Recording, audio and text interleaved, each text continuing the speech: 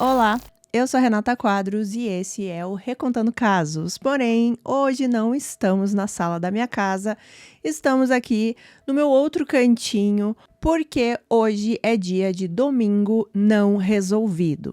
Para você que não sabe, os casos de domingo são casos não solucionados. Eu gosto de deixar explicado já no início do vídeo, eu coloco também no título, porque eu sei que não são todas as pessoas que gostam de casos não resolvidos. Embora eu ache super importante também abordar esses casos, porque também é uma forma de dar voz às vítimas e de contar a história delas. Então eu trago esses casos para, além disso que eu acabei de falar, também a gente discutir aqui como amantes de true crime, né, como interessados nesse assunto, o porquê esse caso não foi resolvido, o que deu errado nas investigações, quais são os suspeitos, quais são as teorias. Eu não sou jornalista, eu também não sou investigadora, eu só trago aqui os fatos para vocês e a gente discute aí nos comentários as teorias e as possibilidades. Só para deixar reforçado, não há nenhuma verdade absoluta nas teorias, são apenas teorias.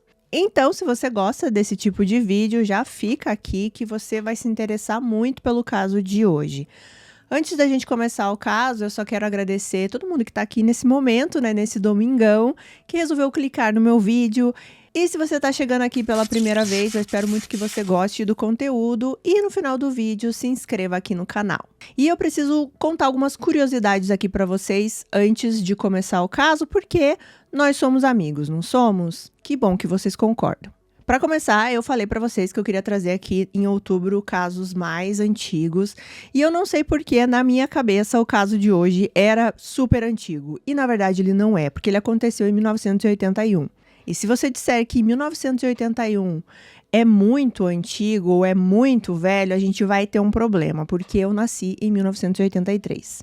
Então, eu pensei se eu ia trazer esse caso ou não, porque eu meio que me embananei aqui nas datas.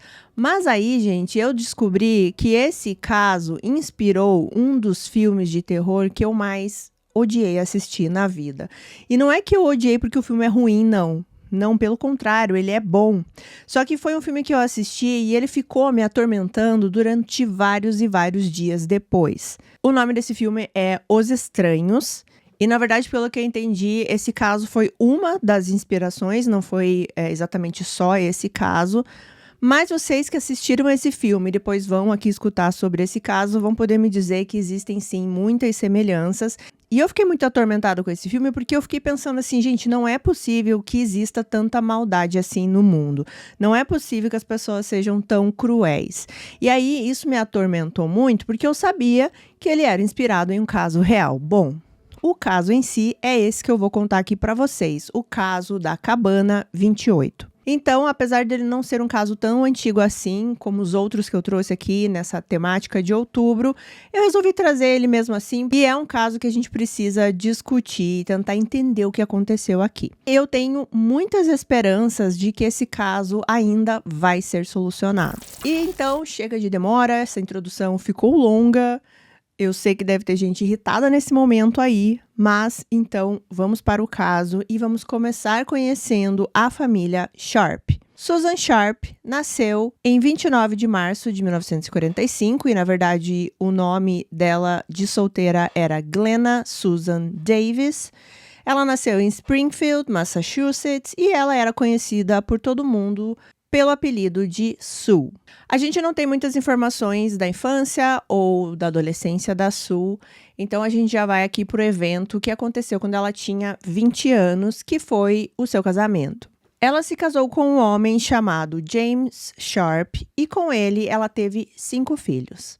O mais velho era o John, depois vieram 2 meninas, a Sheila e a Tina, e depois 2 meninos mais novos, o Ricky e o Greg.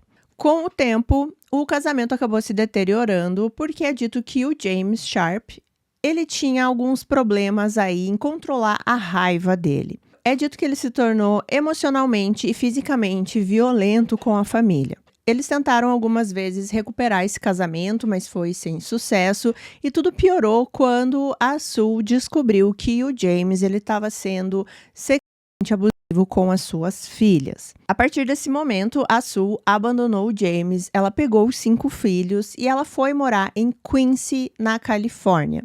Nessa cidade, eles ficaram morando em um trailer que era do irmão da Sue. Em novembro de 1980, a Sue ela encontrou um lugar que ela poderia pagar para morar ali com os filhos. Nesse ponto, eles estavam assim enfrentando algumas dificuldades financeiras, né? Não era fácil para a Sue ali sustentar 5 crianças sozinha. Então, eles encontraram um lugar em uma cidade bem pequenininha e bastante remota que se chama Katy.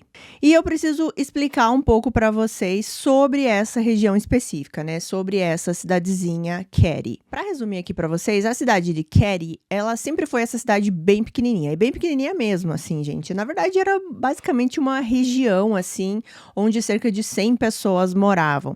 E ela foi construída para ser uma cidade, então ela teve um momento que ela tinha correio, supermercado, pensão e tudo mais. Só que não deu certo isso, assim, né? Ela estava se deteriorando, essa cidade. As pessoas não iam morar lá. Então, como uma última tentativa, assim, para atrair pessoas para essa região, eles resolveram transformar ali como se fosse um resort, né? Um resort de cabanas. Então, eram várias casas que os turistas poderiam alugar para passar um tempo ali na floresta, poderiam caçar, né? Como eles gostam de fazer lá.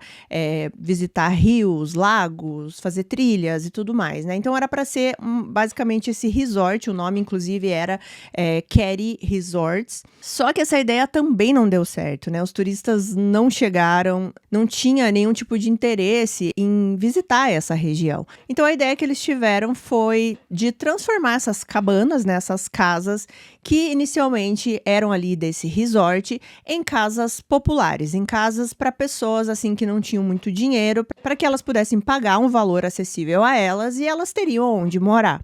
E era nessa região, em uma dessas cabanas, que a Sue foi morar com os filhos.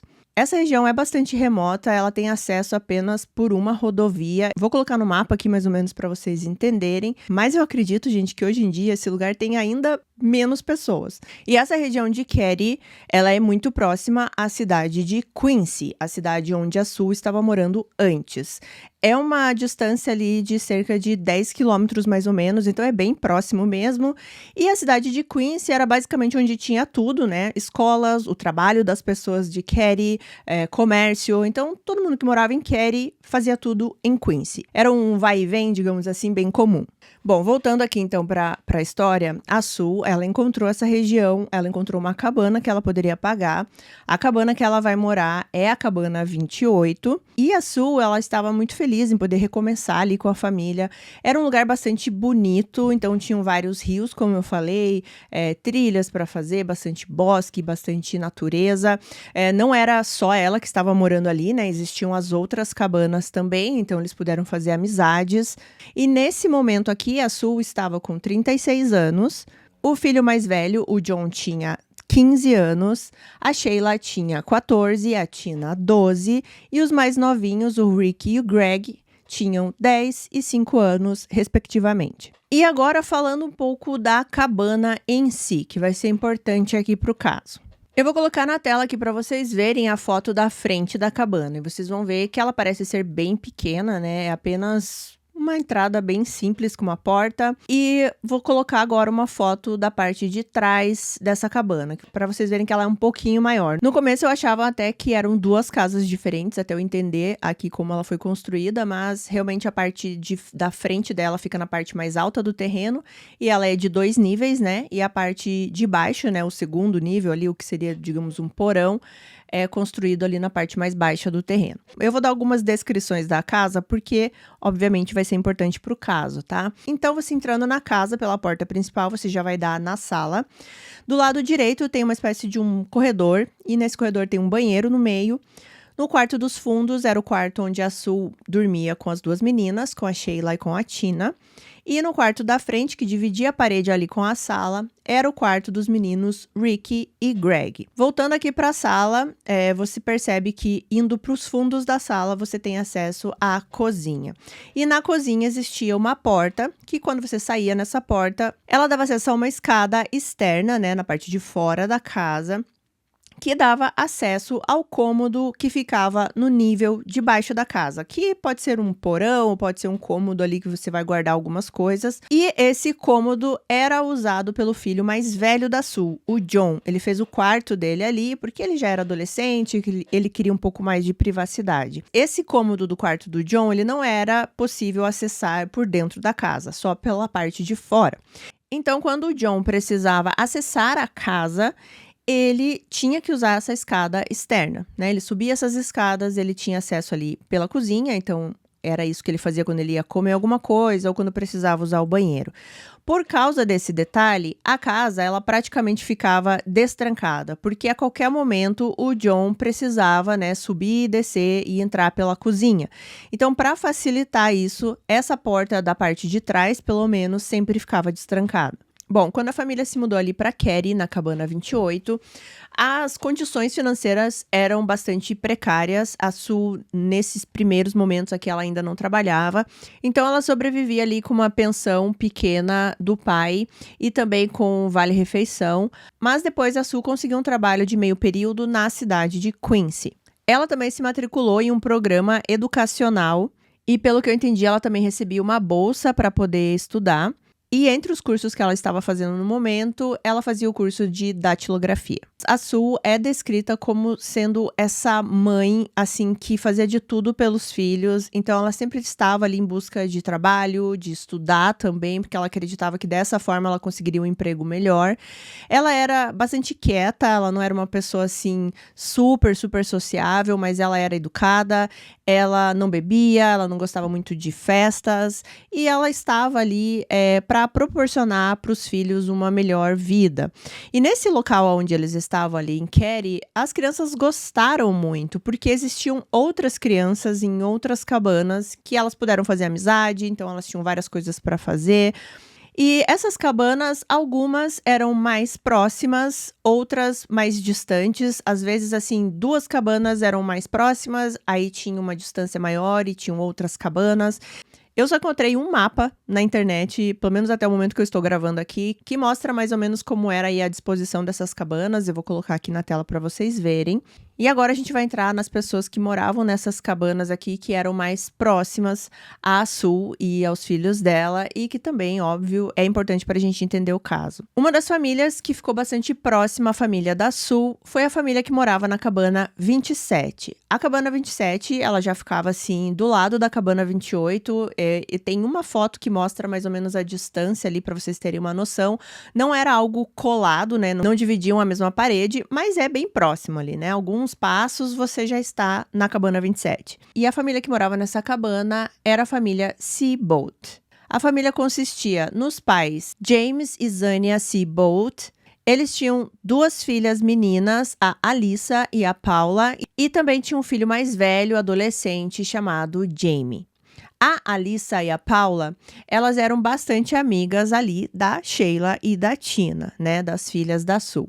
Existiam também os vizinhos da cabana 26, que apesar de ser já o 26, ela ficava um pouquinho mais distante da 27 e da 28. Na cabana 26 moravam a família Smart. Nessa cabana morava o menino de 12 anos chamado Justin. Ele morava com a sua mãe, a Marilyn, e o seu padrasto, o Martin. Esse caso tem bastante nomes e eu vou fazer o meu melhor aqui para vocês não se confundirem.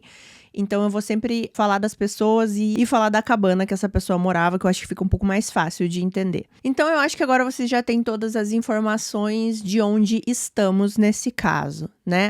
Essa região de Cary, bastante remota, com várias cabanas, algumas famílias morando, muito próximo à cidade de Quincy, que era a cidade que alimentava Cary, e essas basicamente 3 famílias aqui, a da cabana 26, a família Smart, a cabana 27, a família Seabolt, e a 28, que é a família da Sue, a família Sharp.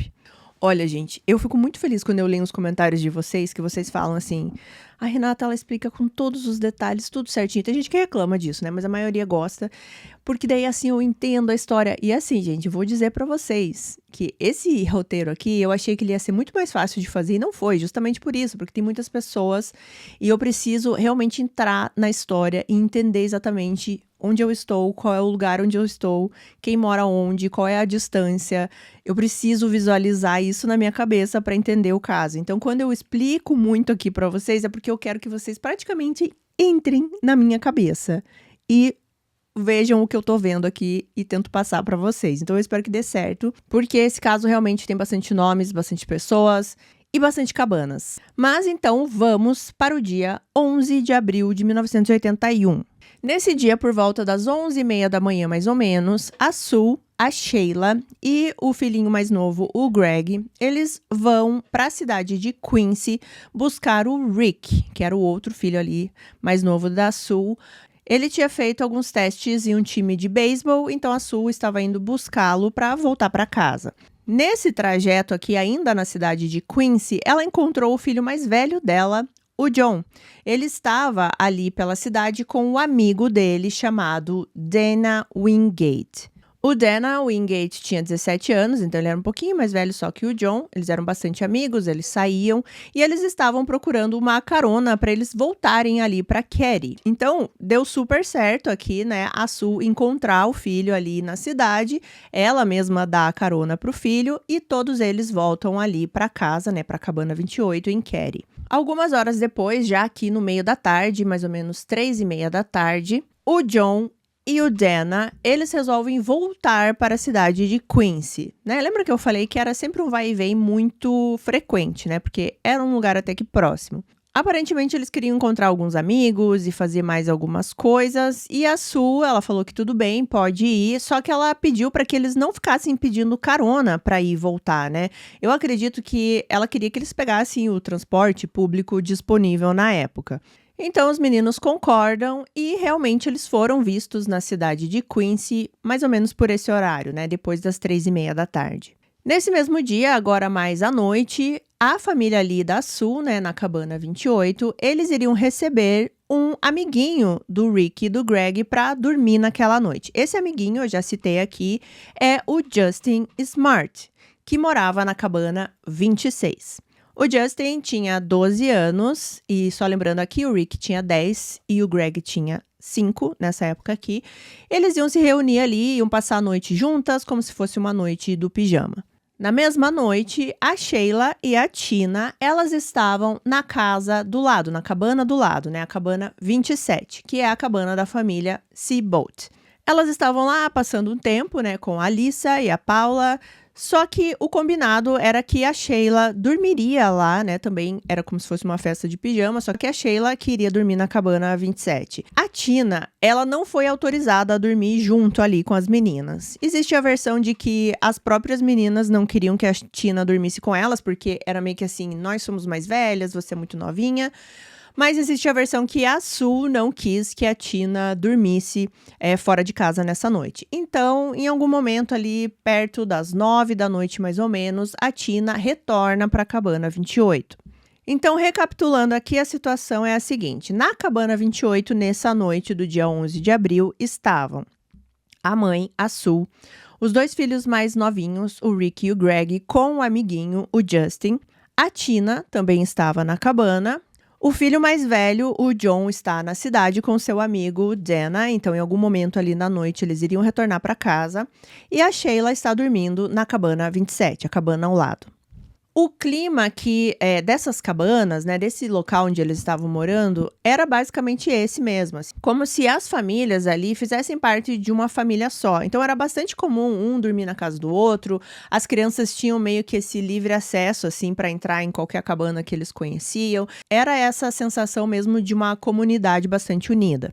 Bom, chegamos no dia seguinte, né, na manhã seguinte aqui do dia 12 de abril de 1981. Era cerca ali de 7h30 da manhã, mais ou menos, a Sheila acorda na cabana 27 e ela começa a arrumar suas coisas para voltar para casa dela, né, na cabana 28. E como eu falei, também já mostrei aqui na foto para vocês, o trajeto era muito curto, né, entre a 27 e a 28. Então ela faz esse trajeto, alguns passos ali, e quando ela entra na casa, né, na cabana 28, ela se depara com uma cena horrível. Ela percebeu rapidamente que existiam 3 corpos dentro da casa, né, na parte da sala. E não demorou muito para ela perceber que eram a sua mãe, a Sue, o seu irmão mais velho, o John, e o amigo dele, o Dana Wingate. E os 3 estavam sem vida. Os 3 também estavam amarrados, né, individualmente e pareciam bastante machucados. Tinha muito e muito e muito sangue por toda a sala, e não era só no chão, existia nas paredes, no teto, em vários lugares. Era uma cena realmente de filme de terror. O John, ele estava de bruços, ele estava com as mãos amarradas, os pés também amarrados. Eles descrevem que eles estavam amarrados com fios elétricos e com fita médica, né? É assim que diz nas fontes. Mas pelas fotos que eu vi da cena do crime, parece muito o esparadrapo, só que aquele esparadrapo mais forte, sabe? Aquele esparadrapo mais grosso. O Dana, ele também estava com os pés amarrados. E a Sue, além de estar amarrada, né, nas mãos e nos pés também, ela estava coberta por um cobertor. Comentando um pouco já essa parte do cobertor, né, é um pouco estranho a pessoa estar coberta. Parece que quem cometeu esse crime, em um último momento, teve uma espécie de um remorso, ou não queria ver o que ele fez especificamente com a Sue, ou algo que a gente não tem muito uma explicação aqui, mas era claro que esse cobertor foi colocado depois que a Sue já estava sem vida. E eu já vou comentar mais coisas aqui da cena do crime com vocês em breve. A Sheila, quando ela vê essa cena horrível, ela fica em choque e ela disse posteriormente que ela nem se lembra o que aconteceu, mas o que aconteceu foi que ela saiu correndo da casa, gritando muito. Ela voltou para a cabana 27, né, onde ela tinha passado a noite, para pedir ajuda. Os pais ali que moravam na cabana 27, né, o James e a Zânia, eles ficam apavorados com o que a Sheila está falando e eles não tinham telefone em casa. Então, eles tiveram que ir como se fosse assim um alojamento dessa parte dessas cabanas. Eles tiveram que ir até esse alojamento para usar o telefone de lá e lá chamar a polícia. Enquanto eles fazem isso, eles pedem para o Jamie, que era o filho mais velho ali deles, né, ir até a casa, ir até a cabana 28 para ver o que exatamente estava acontecendo. E foi exatamente isso que o Jamie fez, o Jamie Seabolt. Ele vai até a cabana 28, ele entra pela parte de trás, né, aquelas escadas que eu já mencionei pra vocês. E, na verdade, ele ficou com medo, obviamente, de início, porque poderia ser alguém que ainda estava na casa ou alguém que estava à espreita fora da casa, então ele foi bastante corajoso em fazer isso, mas ele queria ver se alguém ainda estava vivo dentro da casa, né, e assim, entendeu o que tinha acontecido. Ele entrou na casa, ele se deparou também com os corpos, e é dito que ele tomou cuidado, assim, pra não estragar, digamos assim, a cena do crime, mas não se sabe exatamente assim se esse cuidado que ele teve foi o necessário ou se já nesse momento aqui a cena do crime ficou prejudicada. Quando ele se deu conta de que ninguém estava respirando ali, né, das 3 pessoas que estavam na sala, ele saiu para a parte de fora da casa novamente e ele olha para uma das janelas ali dos quartos e ele conseguia ver pela janela o beliche dos meninos, do Rick e do Greg. Tem até uma foto da casa vista de dentro e dá pra gente ter noção que o beliche ele ficava meio que na frente da janela. E quando ele olhou para a janela, ele percebeu que os meninos estavam deitados na cama. A questão aqui era se eles também estavam sem vida. O Jamie, ele se aproxima da janela e ele percebeu que tanto o Rick quanto o Greg e também o amiguinho deles, o Justin Smart, todos estavam dormindo ilesos e nada tinha acontecido com eles. E aparentemente eles também não tinham noção do que tinha acontecido na casa. E isso já é um dos maiores mistérios desse caso. Como esses 3 meninos que dividiam a mesma parede da sala não escutaram nada do que aconteceu na sala. Sendo que já quando a Sheila entrou, né, e depois, como eu disse, eu vou falar mais sobre a cena, era visto que foi algo muito violento, muito brutal. Como essas crianças não ouviram nada? Bom, nesse ponto aqui, os pais ali que moravam na cabana 27, eles já tinham voltado, já tinham chamado a polícia. E eles ajudam o Jamie a tirar os meninos pela janela. Eles não queriam que os meninos passassem pela sala e se eles fossem tirar os meninos pela parte de dentro da casa, isso seria inevitável, eles teriam que passar pela sala para sair. Então eles preferiram tirar os 3 meninos pela janela para que eles não vissem nada. Depois das 8 da manhã, mais ou menos, a polícia ali do condado de Plumas, que é onde fica essa região, eles chegaram ali na casa. E nesse ponto, o irmão da Sue também estava ali, ele tinha sido chamado. Inclusive, ele foi chamado para entrar dentro da casa para reconhecer a irmã. Só que ele estava num estado, assim, tão de choque, ele não estava conseguindo processar a informação, então ele entrava na casa, ele não sabia o que falar, daí ele saía, daí ele entrava novamente. E todas essas vezes que as pessoas estavam entrando na casa, a gente sabe aqui que a cena do crime é comprometida. Bom, mas os policiais que visitaram a cena aqui por primeiro, né, eles declararam posteriormente que foi uma das piores cenas que eles já tiveram que trabalhar ali enquanto policiais, porque, como eu falei, a quantidade de sangue era muito grande. Você via que os ataques foram muito brutais justamente por isso, porque além do chão, né, que tinham várias poças, na parede tinha também, assim, nas maçanetas dos quartos. Na verdade, em alguns lugares diz que era um dos quartos, outros lugares diz que eram nos 2 quartos. Marcas, assim, por exemplo, de faca nas paredes, como se alguém tivesse passado uma faca suja na parede. Enfim, né, gente? Imaginem bem aquela cena de terror que a gente vê em filme, assim, aquela coisa bem gore. Foi isso que a polícia teve que lidar. Existem fotos da cena do crime na internet aí pra vocês verem. Vocês sabem que eu não gosto de colocar isso no vídeo, então também não vou colocar aqui. Mas vocês conseguem encontrar. Foi descoberto também sangue no corrimão daquela escada externa, né, na parte de trás da casa. E os policiais acreditavam que era da pessoa que fez tudo aquilo e foi no momento que ela estava fugindo. Mas, infelizmente, essa impressão digital deixada ali, né, não trouxe nenhum resultado para a investigação, ela não pôde ser identificada. Bom, na casa não havia sinal de entrada forçada, mas isso pode ser explicado pelo que eu já falei para vocês, né? Eles deixavam essa porta de trás lá, né, a porta da cozinha aberta para que o filho mais velho, o John, pudesse ter livre acesso, né, entre o quarto dele lá embaixo e a cozinha. Sobre a cena do crime, os policiais fotografaram cuidadosamente essa cena do crime. Os corpos foram enviados para autópsia. E foi descoberto que as 3 vítimas aqui tinham sofrido golpes muito fortes na cabeça com um martelo e também tinham sido esfaqueadas várias vezes. Falando agora mais aqui detalhadamente de cada um, a Sue, ela foi encontrada despida da cintura para baixo, mas na autópsia foi possível determinar que não havia nenhum sinal de agressão sexual.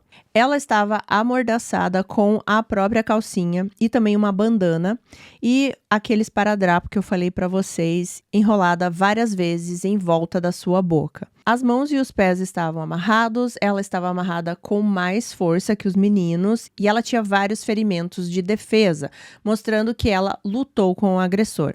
Ela estava coberta por esse cobertor amarelo, ele já estava encharcado, né, de sangue.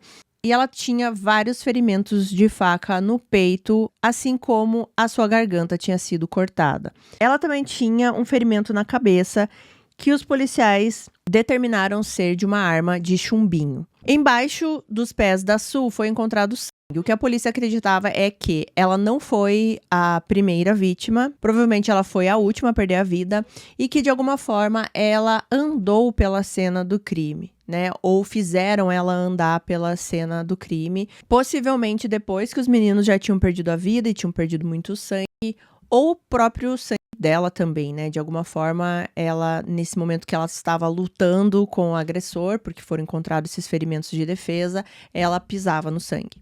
Falando aqui do John e do Dana, o John, ele tinha também um corte na garganta. Os dois tinham vários ferimentos na cabeça que foram feitos por um martelo. Os dois estavam amarrados, como eu falei, fios elétricos e também um esparadrapo. E embaixo dessas amarras, né, principalmente da amarra do esparadrapo, não havia sangue. O que a polícia acreditava era que esses meninos eles foram amarrados primeiro, né, e foram atacados depois de já estarem amarrados, né? Porque se eles tivessem sido atacados antes e depois eles amarraram a vítima, muito provavelmente teria sangue embaixo dessas amarras, o que não era o caso. Nenhum dos meninos tinham ferimentos defensivos, o que explica também isso que eu acabei de falar, né? Que eles estavam amarrados quando eles foram atacados, então eles não conseguiram se defender. E o Dana, além desses ferimentos na cabeça, ele foi estrangulado até a morte. A autópsia concluiu que a Sue e o John, eles morreram devido aos ferimentos de faca e ao traumatismo craniano, e o Dana, ele morreu por asfixia. Bom, a polícia, analisando também os ferimentos, eles concluíram que 2 martelos foram utilizados, né, devido à diferença ali dos ferimentos. Na cena do crime, foram encontradas 2 facas e apenas um martelo. Uma dessas facas, inclusive, ela estava até torta. E aparentemente, pelo menos uma delas retiradas ali da própria cozinha da família Sharp. A arma de chumbinho, que a polícia acredita que foi utilizada para ferir a Sue, ela também não foi encontrada na cena. Mas eles encontraram uma parte de uma arma de chumbinho, que pelo que eu entendi é a parte da mira. Ela estava quebrada no chão. Então a polícia acredita que eles utilizaram essa arma ali também como uma forma de agredir as vítimas e essa mira acabou quebrando. Então só essa parte foi encontrada dessa arma de chumbinho, né? A arma em si não foi. A polícia também determinou que em algum momento esses corpos foram movidos depois que eles já tinham perdido a vida, porque a maior concentração assim ali de sangue não estava exatamente no local onde esses corpos foram encontrados, estava assim um pouco para o lado. E grande parte do mistério desse caso é em torno da cena do crime, né? O que aconteceu primeiro? Como foi essa dinâmica? Os 3 estavam na casa, os 3 precisaram ser dominados, ou a Sue estava sozinha e os meninos chegaram depois, eles foram rendidos, o que aconteceu? Existem muitas perguntas, mas eu acho que a maior delas que fica, assim, é como os 3 meninos não escutaram nada. Que agora que eu detalhei um pouco mais para vocês aqui os ferimentos e vocês começam a pensar em como seria essa dinâmica, a gente fica ainda mais curioso para saber como eles não ouviram nada, nem sequer um grito ou uma pancada, né? Alguém tentando lutar, por exemplo, a Sue parece que ela tentou lutar, né, contra o agressor, ninguém gritou. Como foi isso? Bom, a polícia fica sabendo que um casal que morava na cabana 16, eu vou colocar aqui para vocês no mapa, para vocês verem qual era a proximidade ali, né, da 16 com a 28, era até um pouco próximo. E esse casal da cabana 26, eles falaram para a polícia que cerca de 1h15 da madrugada, mais ou menos, eles escutaram um barulho como se fosse alguém gemendo, assim, ou um grito abafado. Só que eles não ouviram mais nada depois disso, então eles acharam que era qualquer outra coisa, que não era algo perigoso, que não estava acontecendo nada, e eles não deram muita importância. Existem alguns detalhes da cena do crime aqui que podem significar alguma coisa, mas também podem não significar nada, né? Por exemplo, o telefone ali que ficava na sala, ele estava fora do gancho. Pode ser que quem entrou na casa, né, esse invasor ou os invasores, retirou esse telefone ali do gancho para que a Sue não ligasse para ninguém. Mas pode ser também, em algum momento, a Sue tentou ligar para alguém, não conseguiu e esse telefone ficou fora do gancho. As cortinas estavam todas fechadas. Isso eu não sei porque, fala em todas as fontes, assim, que foi algo que os policiais perceberam, as cortinas fechadas, mas parece não ser algo muito estranho, ao meu ver, pelo menos, porque pode ser que a Sue já estivesse indo dormir, os filhos também, então ela fechou todas as cortinas. Mas pode significar também que o invasor não queria ser visto pelo lado de fora.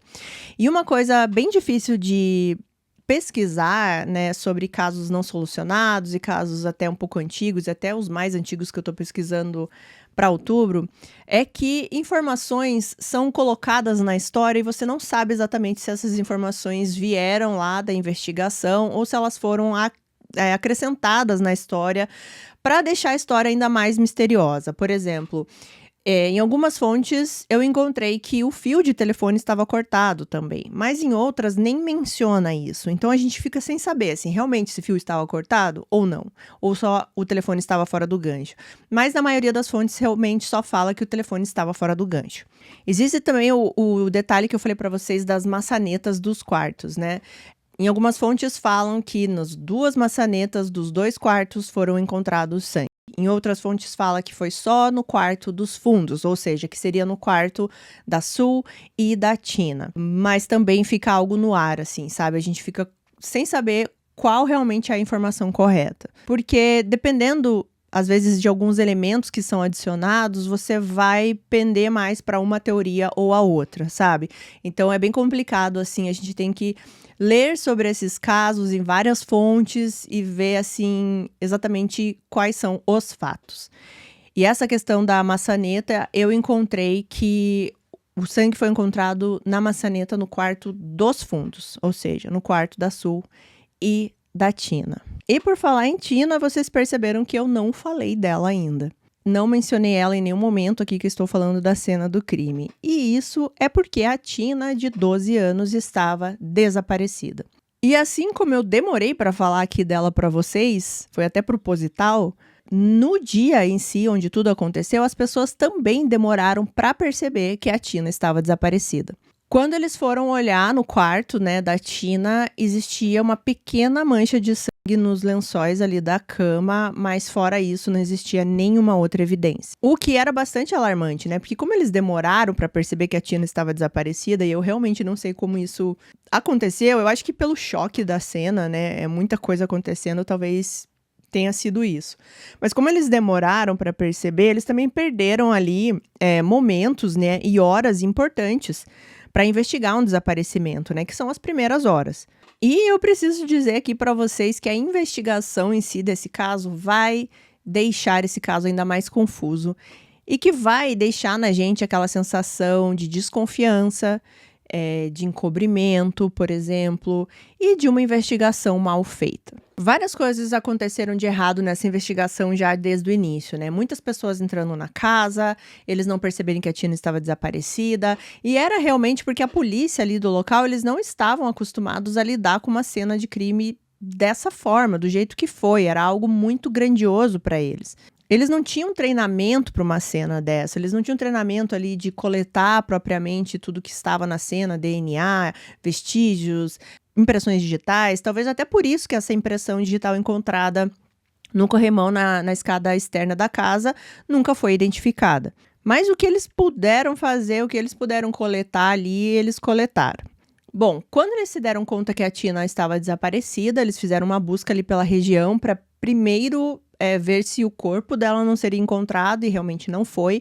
Ela estava desaparecida e algumas teorias já surgiram aqui de que ela pudesse ter fugido junto com as pessoas que fizeram aquilo com a família, mas essa teoria já foi rapidamente descartada e depois eles ficaram ali com a teoria de que ela tinha sido sequestrada. Eles começaram a pensar que a Tina era o alvo principal de tudo isso, que eles foram até a casa para sequestrar a Tina e até pelo aquele sangue estar ali no lençol dela, então dava a impressão que eles tiraram a vida de todo mundo e daí foram buscar a Tina no quarto.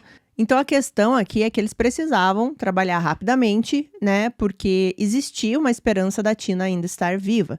Existia a possibilidade também da Tina ter ouvido, né, o que estava acontecendo na casa e ela fugiu assustada. Só que a polícia percebeu que faltava um casaco e um par de sapatos da Tina ali no quarto dela.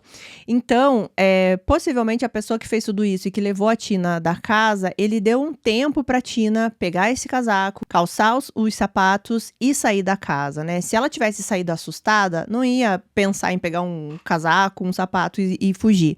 Então, muito provavelmente, a pessoa que levou a Tina fez ela vestir essas peças. Bom, uma busca começou aí pela Tina, né? Fotos dela foram distribuídas, cartazes, foi anunciado no jornal, dizendo que ela possivelmente estava vestindo um jeans azul e uma camisa azul também.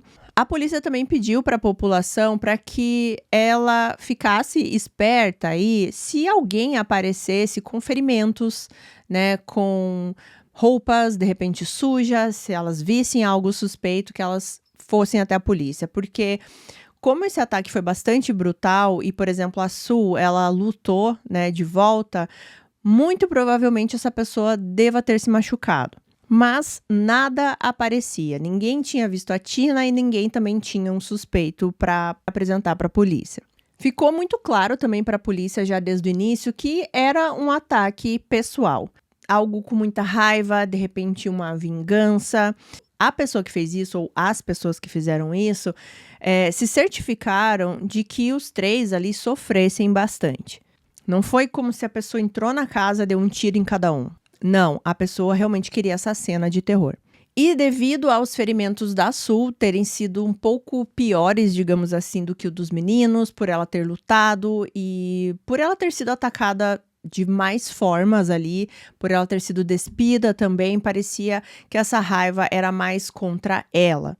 E talvez os meninos, eles perderam a vida porque eles apenas estavam ali naquele momento. Com isso em mente, é óbvio que a polícia já desconfiou de cara do ex-marido da Sue, o James Sharp, porque ele era uma pessoa violenta, ele já tinha sido acusado, né, de ser abusivo com os filhos, inclusive com as filhas, e ele poderia muito bem ter esse ódio da Sue, dela ter saído com os filhos, dela ter se divorciado dele, e ele queria uma vingança.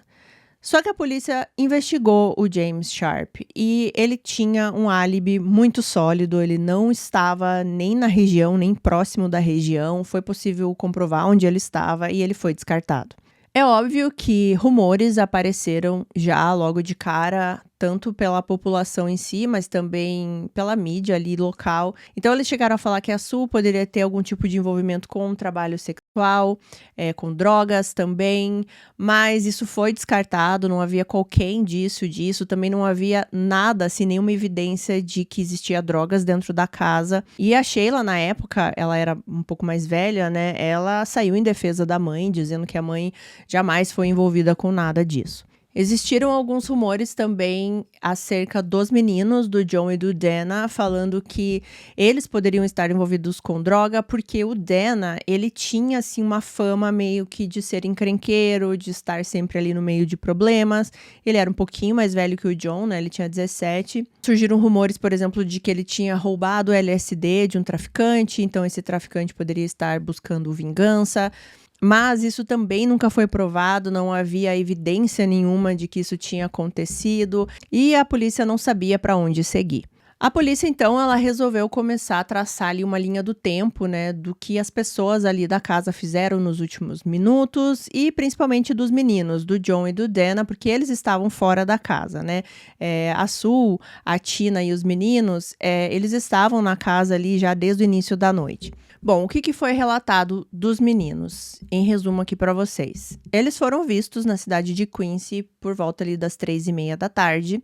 Como eu falei para vocês, que eles foram autorizados pela Sue, né, a voltar.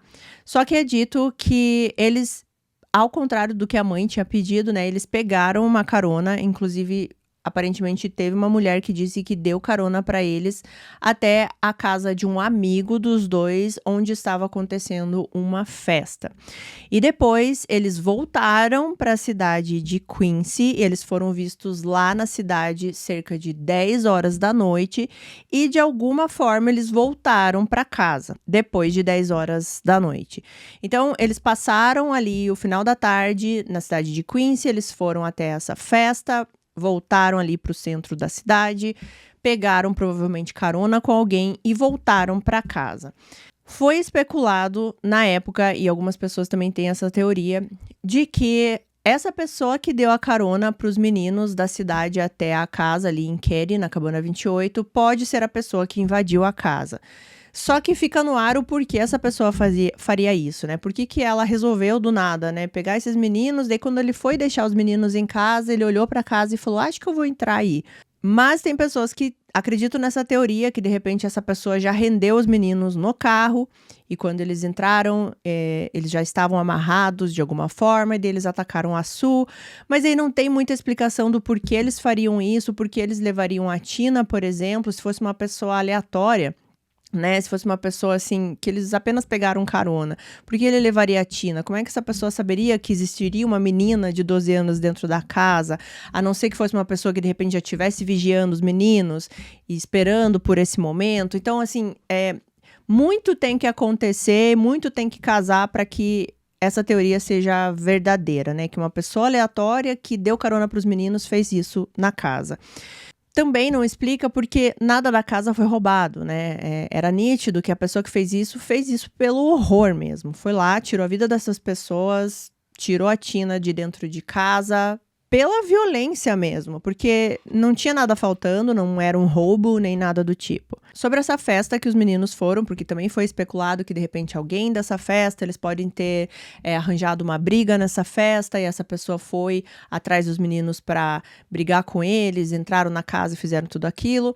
Essa festa foi investigada, mas aparentemente os donos dessa festa aí eram uma família bastante influente e rica. E meio que as pessoas não falaram muito o que aconteceu nessa festa por causa disso, porque a família era muito influente e também porque possivelmente rolou drogas aí nessa festa. Então as pessoas estavam com medo de falar qualquer coisa para a polícia.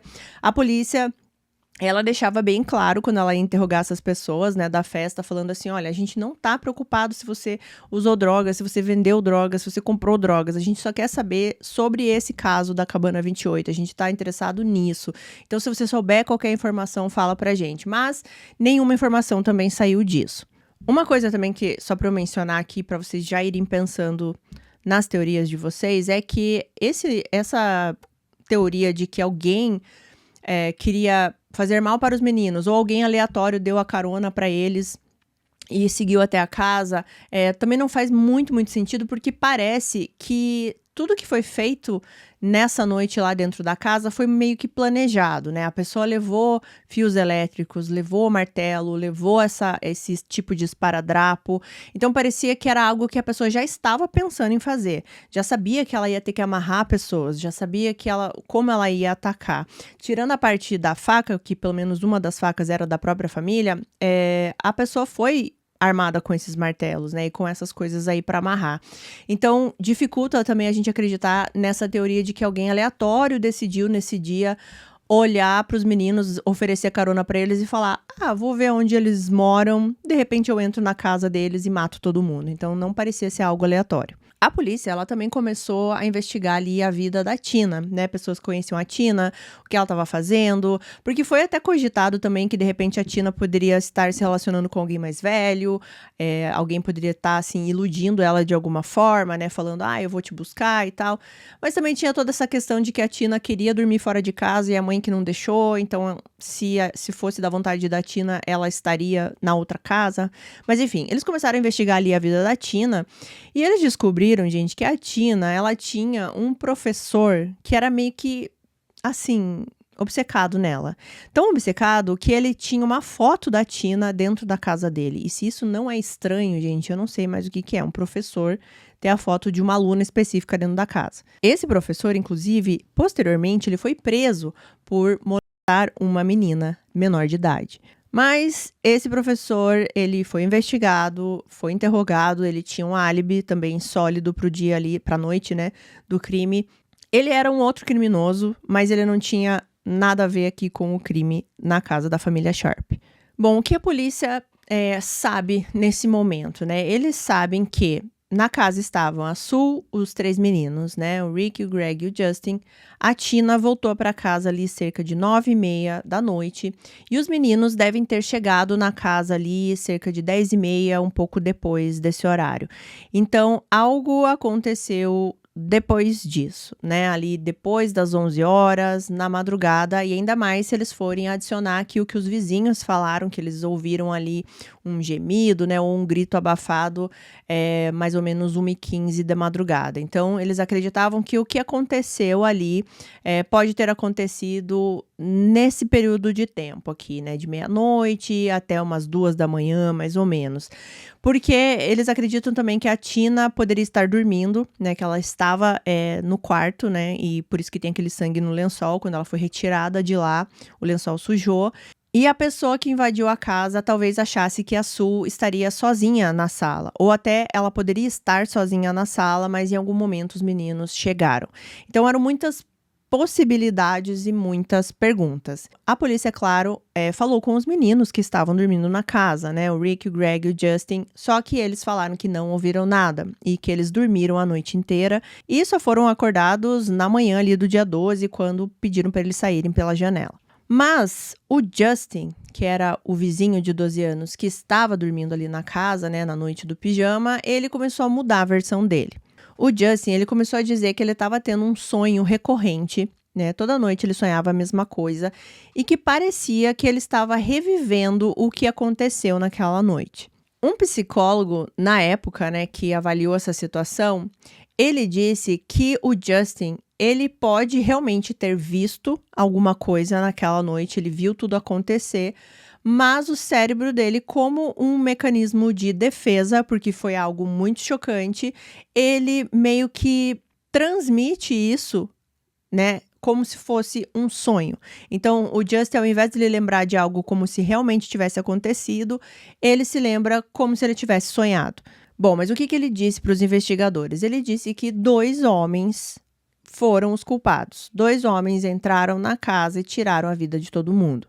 Existem várias versões do que o Justin disse nas fontes e eu vou resumir aqui para vocês, né, o que é mais repetido aí nas fontes. Porque, de novo, gente, sempre vão ter uns detalhezinhos que às vezes uma pessoa acrescenta aqui, vai passando e se torna verdade. Então, eu vou dizer exatamente o que eu vi com mais frequência nas fontes, que é o seguinte, ele teve 2 sessões de hipnose com um profissional, porque eles acreditavam que dessa forma seria mais fácil para o Justin lembrar do que ele realmente viu. Eles tinham muito medo de fazer isso com o Justin, porque ele era muito novinho, eles tinham medo de traumatizá-lo, então profissionais fizeram tudo isso com ele certinho, foi supervisionado também pelo xerife ali e pela polícia. E o que ele disse? Ele falou que nessa noite ele se lembra da Tina voltando para casa, porque ela não foi autorizada a dormir, né, na casa do vizinho, na Cabana 27, então ele se lembra disso. E ele se lembra que ele estava assistindo na TV um programa chamado Love Boat. E aparentemente isso realmente aconteceu, isso é a verdade. Só que daí que vem a parte do sonho, porque parece que ele começou a sonhar meio que em junção com esse programa, o Love Boat. Love Boat, traduzindo, seria o barco do amor. Então ele disse o seguinte, eu vou até ler exatamente o que ele disse. Ele disse que ele estava em um barco quando 2 homens brigaram com o John e o Dana e que eles foram jogados ao mar.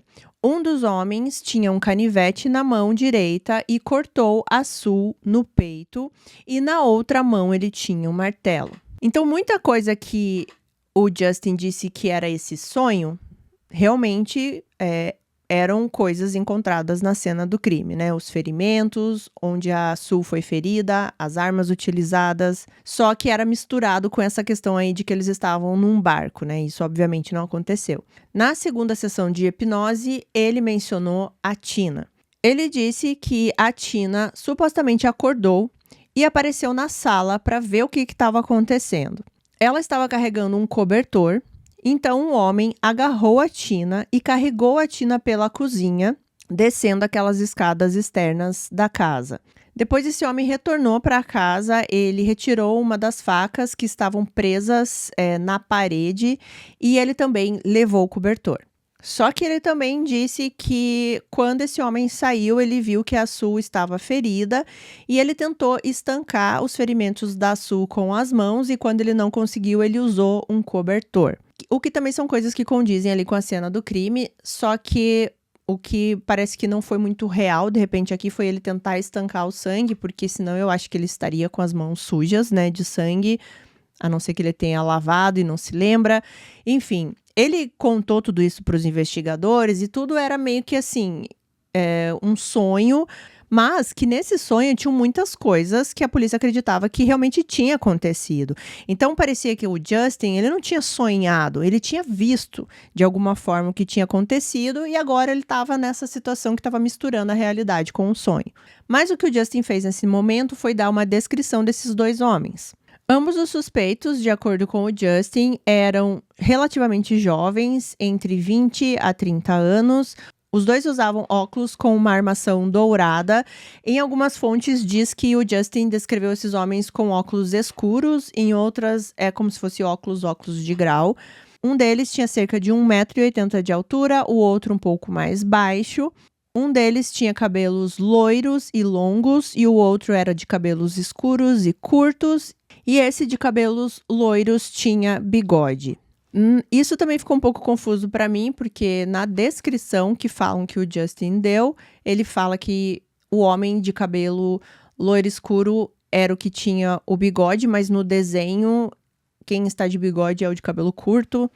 Mas enfim, isso pode ser explicado porque a pessoa que fez esses desenhos, gente, era uma pessoa aleatória ali da delegacia, uma pessoa que não tinha qualquer experiência com esboços forenses, ela não tinha nenhum conhecimento artístico de desenho, nada. A pessoa só desenhou ali o básico dessas características que o Justin passou.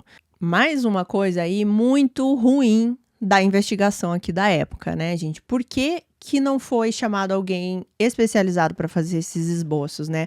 Alguém que realmente soubesse o que estava fazendo? Não. Isso também nunca foi explicado durante os anos. Sobre o que o Justin declarou, os policiais encararam na época, assim, como que talvez ele pudesse ter visto mesmo o que aconteceu, mas que tinha alguns detalhes que não condiziam com a cena do crime, assim como tinham detalhes que condiziam. Por exemplo, uma das coisas que não condiziam é que ele falou que a Tina, ela apareceu na sala e daí alguém levou ela ali da casa a partir da sala. Isso não explicava, então, por que tinha no lençol da Tina, né? A polícia acredita que a pessoa que estava lá foi até o quarto da Tina e tirou ela de lá, né? Ela possivelmente estava dormindo. Então, algumas coisas não batiam, mas é muito estranho se a gente for analisar aqui, né, gente? E não é impossível disso acontecer, de alguém ver um evento tão traumático e o cérebro ter esse mecanismo de defesa e simplesmente colocar numa gavetinha lá, transformar num sonho. Você não sabe se realmente aconteceu, se você sonhou. Isso acontece realmente. E eu quero que vocês guardem isso que eu tô falando, porque vai fazer parte aí de uma teoria que eu vou falar lá no final do vídeo. Só para constar aqui, também haviam rumores de que a família poderia ter sido vítima de algum serial killer. Alguns nomes foram trazidos na época, mas, de novo, também nada foi comprovado e não existia nenhuma evidência. A polícia ali do condado de Plumas, eles perceberam que eles não tinham ali o potencial, né, para investigar um crime como esse, uma cena de crime como essa, então o FBI foi trazido. E o FBI chegou ali na investigação, primeiro assim, com o foco principal na Tina, né? Eles precisavam saber se ela estava viva, se ela tinha sido realmente sequestrada, raptada, aonde ela estava, né? Então eles primeiro focaram nessa parte. Eles fizeram buscas mais extensas, né, maiores, com pessoal maior, mas eles não encontraram nada. E assim, gente, vocês já devem perceber, né, porque isso é um caso não solucionado. Então, tudo que eles tentavam na época sempre, assim, dava em lugar nenhum, né, beco sem saída. Mas aí vocês vão me perguntar, mas tá, Renata, não existiu nenhum suspeito, assim, mais suspeito, né, assim, mais suspeito que a polícia foi atrás, foi investigar, foi interrogar? Sim. Existiu, e na verdade foram dois suspeitos. Então, vamos entrar neles agora. E eu nem posso dizer assim para vocês que esses suspeitos foram realmente investigados, ou pelo menos investigados do jeito que tinha que ser, sabe? E assim, já vou adiantar para vocês que esses dois suspeitos aí, eles estão no foco, né? Eles estão no centro da teoria que a maioria das pessoas acredita que aconteceu nesse caso. Como eu falei, os vizinhos ali, eles foram interrogados e tirando aquele vizinho da cabana 16, que diz que ouviu alguma coisa 1h15 da madrugada, os outros vizinhos falaram que não ouviram nada, não viram nada. E se a gente for pensar que os meninos que estavam dentro da casa não ouviram nada, então, muito provavelmente os vizinhos também não ouviram. Uma família que foi interrogada foi a família ali da cabana 26, a família Smart, que era a Marilyn Smart, o filhinho dela, o Justin, que estava dormindo na cabana 28, e o pai, o Martin Smart. Na verdade, não é o pai, né? Eu falei pai, não, é padrasto, tá? Ele era o padrasto do Justin. Mas o Martin Smart, ele disse uma coisa interessante para a polícia. Ele falou, né, que ele não tinha ouvido nada, que ele não sabia o que tinha acontecido, mas ele disse para a polícia que ele tinha um martelo e esse martelo tinha sumido. E que ele não sabia o que tinha acontecido, ele não tinha usado, e ele achou isso estranho. Ainda mais sabendo, né, que o martelo foi uma das armas usadas aí no crime. E uma coisa que foi suspeito para a polícia na época, de duas formas a gente pode dizer, é que um dos esboços, né, uma das descrições que o Justin deu era muito parecida com o padrasto dele, o Martin Smart. E assim, o Justin, ele poderia ter descrito o padrasto apenas assim por... Começa a descrever uma pessoa e vem alguém conhecido na sua cabeça e você descreve. Mas também poderia ser que o Martin Smart estivesse envolvido. O Justin, ele chegou a dizer para a polícia, né, quando ele foi interrogado sobre isso, né, sobre essa semelhança. Ele falava que ele não viu o padrasto lá dentro da casa, ele não viu o padrasto nesse sonho que ele ficava, né, sonhando a todo momento, e que o padrasto não estava envolvido. Mas a polícia não tinha tanta certeza assim. Vamos falar um pouquinho aqui do Martin Smart. O Martin, ele era um veterano do Vietnã, ele tinha transtorno de estresse pós-traumático, ele era uma pessoa muito agressiva, com muita raiva. Ele tinha alguns problemas com o filho mais velho ali da Sue, o John Sharp. Ele dizia que o John era muito encrenqueiro. O Martin, ele também era fisicamente abusivo com a sua esposa, com a Marilyn, e com o Justin, né, que era o enteado dele no caso. Uma vez ele tentou atropelar os dois com o seu carro e também teve uma vez que ele puxou uma faca para a esposa, né, para a Marilyn. Ele também tinha várias armas e ele gostava de dizer que ele sabia como construir uma bomba e que uma hora ele ia explodir tudo.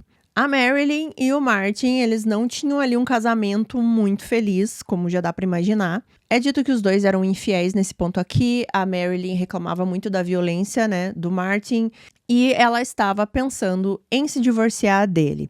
E qual é a história aqui? A história é que a Marilyn, ela era amiga da Sue. Elas eram vizinhas ali, né, moravam próximas, mas aparentemente elas também faziam algumas aulas juntas na cidade de Quincy. Então elas conversavam sobre várias coisas e a Sue, ela começou a ser meio que a confidente ali da Marilyn, né? A Marilyn começou a contar as dificuldades do casamento, contar que ela queria se separar. E é dito que possivelmente a Sue, ela estava dando esse apoio para Marilyn, né? Falando que era melhor que se separasse mesmo, porque ela também tinha vivido isso, ela também tinha saído de um casamento que estava muito violento, ela abandonou o marido, ela ficou com os filhos. Então, possivelmente a Sue, ela estava dando esse apoio para Marilyn e falando que o melhor a ser feito era isso, era separar. E o Martin não estava gostando muito disso. Aí teria um motivo para o Martin não gostar da Sue. Um motivo para, de repente, ele querer algum tipo de vingança, porque a Sue estava encorajando a Marilyn a terminar o casamento com ele. Tá, mas voltando aqui pro casamento dos dois, né? Teve algum momento aqui que o Martin, ele explodiu ali com a Marilyn e ele foi internado. E ele foi internado numa unidade de saúde mental do hospital ali da região. E lá nesse hospital ele conheceu um homem que estava lá também pelos mesmos motivos que o Martin. E o nome desse homem é Bo Bobedy. Ele era conhecido como Bo. Então, quando eu falar Bo, é ele. E aparentemente, esse tempo que eles ficaram ali no hospital, eles criaram essa amizade, eles se deram muito bem. Tanto que, quando os dois foram liberados ali desse hospital, o Bo, ele foi morar com o Martin e a Marilyn e o Justin na cabana 26. Ele continuava morando lá, inclusive ali no dia do crime. Tanto o Martin quanto o Bo, eles tinham antecedentes criminais. E, na verdade, o Bo, ele até estava fora da prisão já há alguns anos, mas ele já tinha tido envolvimento com o crime organizado em Chicago e também acredita-se que ele fazia trabalhos para a máfia em Las Vegas. Ele era conhecido por ser uma pessoa bastante violenta, assim, as pessoas tinham medo dele, né? Ele tinha uma personalidade, assim, meio que essa personalidade de mafioso, assim, que a pessoa não quer se meter. E é claro, então, que a polícia foi investigar qual era o paradeiro desses dois homens aqui na noite do crime. Pouco antes aí das 10 da noite, algumas fontes falam às 10 da noite, o Bo, o Martin e a Marilyn, né, a esposa do Martin, eles estavam em um bar ali mesmo na região de Katy. A Marilyn, ela disse que, inclusive, nessa noite, o Bo, ele convidou a Sue para ir nesse bar, mas ela disse que ela não bebia, ela não gostava de sair tarde, então ela recusou esse convite. Uma coisa muito estranha que aconteceu nessa noite, nesse bar, é que o Bo e o Martin, eles estavam vestidos, como que eu vou explicar para vocês? De uma forma muito social para um bar qualquer, assim, um boteco. Eles falam nas fontes que eles estavam vestindo um terno de 3 peças, né? Que é a calça, o terno em si e o colete. Então, é uma vestimenta, assim, muito diferente para você estar usando aleatoriamente num bar à noite. Eles não iriam para nenhum lugar depois, eles não estavam em nenhum lugar chique antes. E a teoria aqui é que esses dois homens se vestiram dessa forma no bar para serem percebidos. E agora eu acabei de pensar numa outra coisa, gente, de teoria. Será que eu vou lembrar no final? Espero que sim.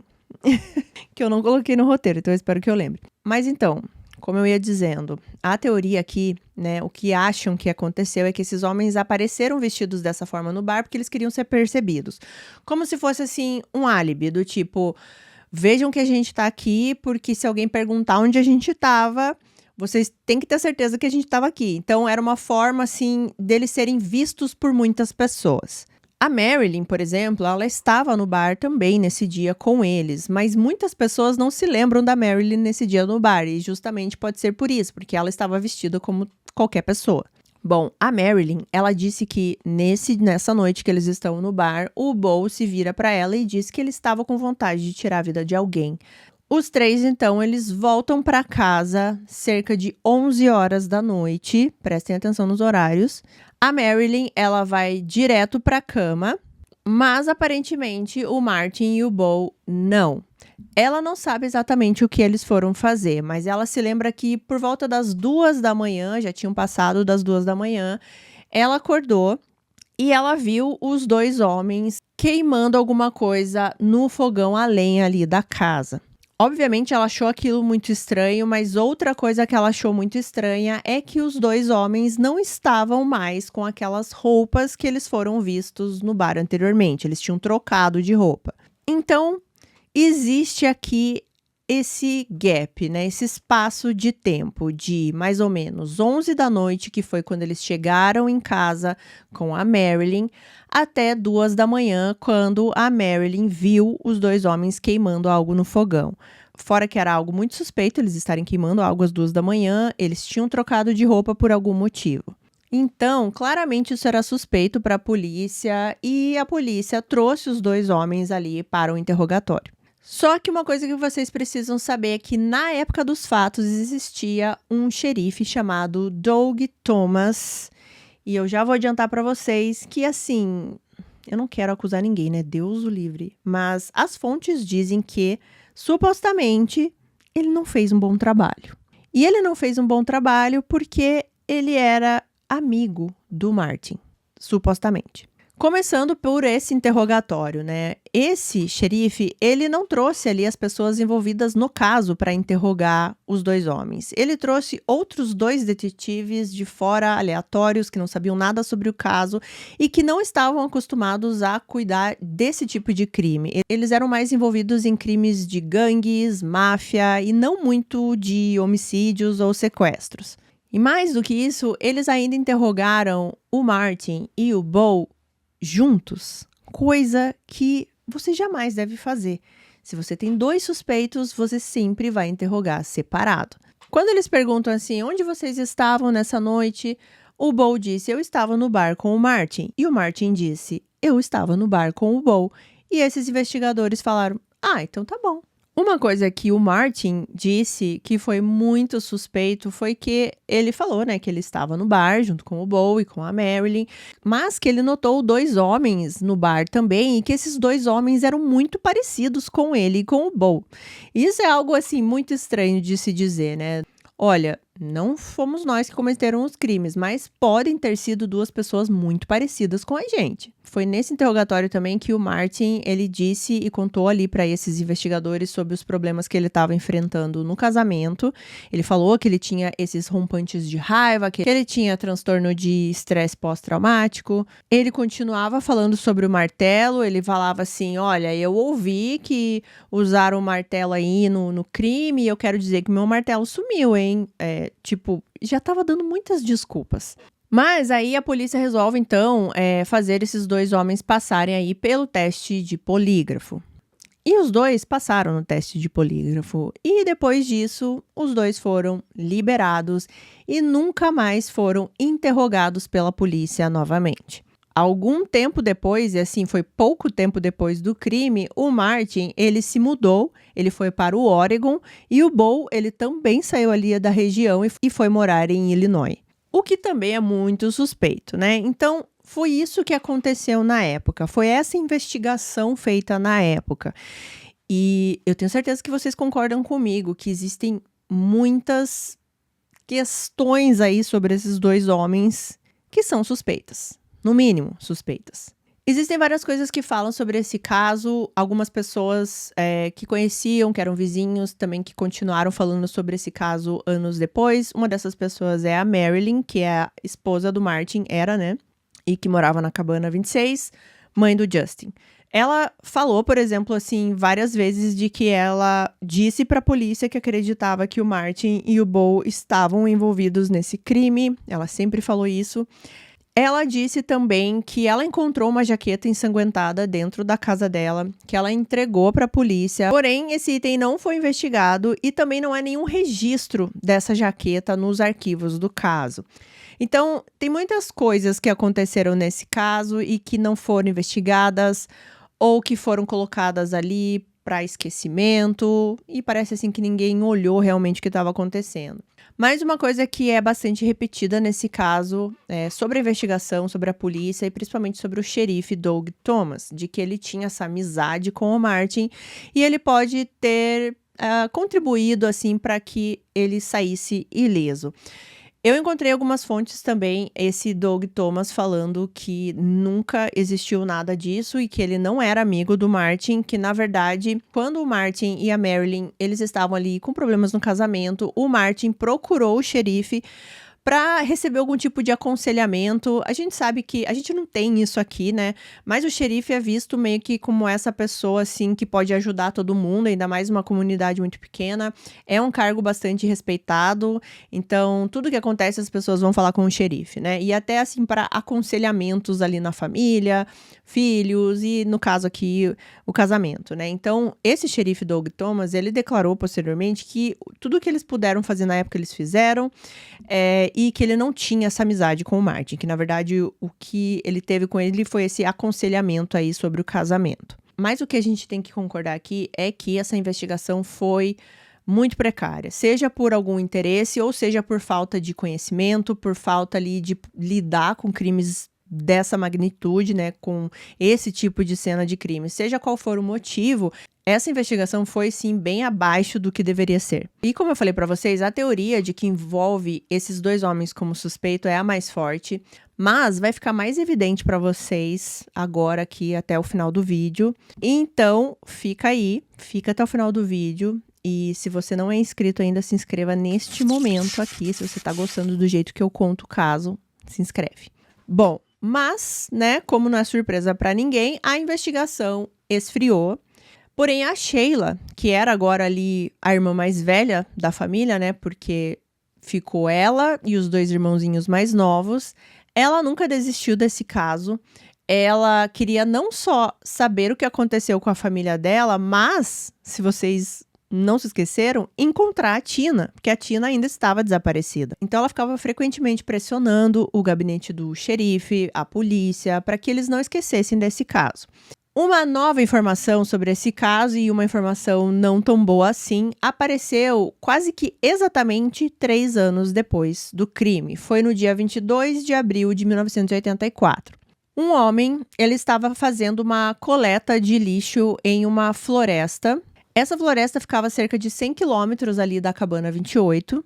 Esse homem, ele estava ali fazendo essa reciclagem de lixo nessa floresta quando ele pisou em cima do que ele achava que era um crânio humano. Quando ele olhou mais de perto, ele percebeu que sim, era um crânio e também tinha a parte da mandíbula, assim, já do lado. Então, obviamente, ele chamou a polícia foi até o local. E nesse local eles puderam encontrar vários outros fragmentos ali de ossos. Eles também encontraram uma jaqueta de nylon azul, uma calça jeans da Levi's que estava com o bolso de trás rasgado. E eles também encontraram um dispenser vazio de esparadrapo. E para nós aqui, né, a gente já meio que entende de quem são esses restos humanos, né? Mas na época, esse local onde essa ossada foi encontrada era em outro condado. Então, o condado onde aconteceu o crime é o condado de Plumas. Esse condado onde os ossos foram encontrados era o condado de Butte. Então, logo de cara não foi feita nenhuma conexão.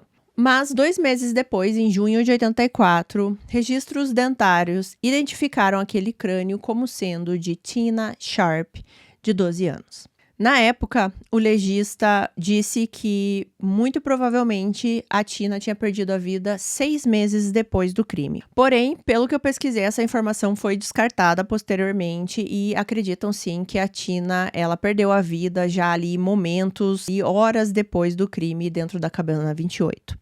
Por causa, né, do estado que estava esse corpo, eles não conseguiram ali nenhuma evidência que dissesse como ela perdeu a vida e também se por acaso ela foi abusada sexualmente, o que a polícia acreditava que teria sido o principal motivo, né, para Tina ser sequestrada.